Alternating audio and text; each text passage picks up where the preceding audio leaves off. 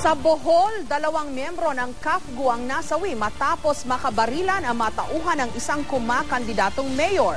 Sa iba pang mga probinsya, bukod sa mga politiko, may mga nadamay ding sibilyan dahil sa hinihinalang away politika. May report si Jay Sabale. Nakaporma ng tangke at nakapalibot ang mga sundalo at pulis sa bahay na ito ng tumatakbong mayor ng Buena Vista, Bohol na si Alfonso Boy del Rosario. Ang pake ng mga otoridad, pasukin ito sa bisa ng hinihintay na search warrant laban sa grupo ni Del Rosario.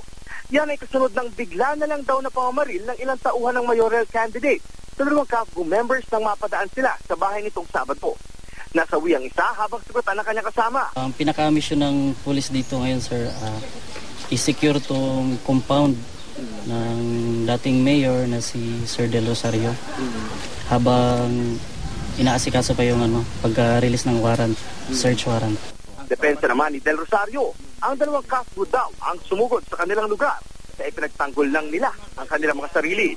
Hinala ni Del Rosario, may kinalaman sa insidente ang mga kalaban niya sa politika. Marina mga itinanggi ito ni incumbent Mayor Ronald Tirol. Mula nitong weekend, ilang insidente pa ng hinihinalang election-related violence ang naiulat. Sa La Union, isang van ang pinasabugan sa bulubunduking bahagi ng Tubao. Isang sugatan mula sa 3 mga taga-suporta ni incumbent Mayor Dante Garcia.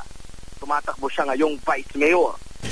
So, nag-request kami ng SOCO saka AOD at may na-recover doon na parang propeller, yung dulo ng rifle grenade na allegedly yun yung sumabog doon. Maswerte namang hindi sumabog ang hinagis na granada sa bahay ni re-electionist Urdaneta City Mayor Amadeo Perez Daport sa Pangasinan. Sa Bulacan, patay sa pamamaril ang barangay captain ng poblasyon San Miguel. Sugatan ang kanyang asawa at pati ang tricycle driver. Ang nasawing biktima, nagsuporta raw ng isang tumatakbong alkalde sa San Miguel. May nagkwento po siya sa akin 4 days before na may tumawag sa kanya, na galit sa kanya at minumura siya. Kilala ko po yung pumaril sa asawa. Patay rin sa pananambahang si John Apura at kanyang driver sa Lemery, Iloilo. Si Apura ay Mr. Re-electionist Lemery Mayor Ligaya Apura. Sa Davao City, nabulabog naman ang isang natagpo ang granada. Ang pamilya ni Wilfredo Aquino, isang barangay chairman. Sa labas ng kanilang bahay, nakita ang pampasabog na may kasamang sulat na may death threat.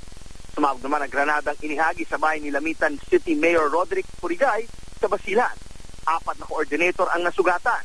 Patuloy ang investigasyon sa mga insidente. Jay Sabale, GMA News.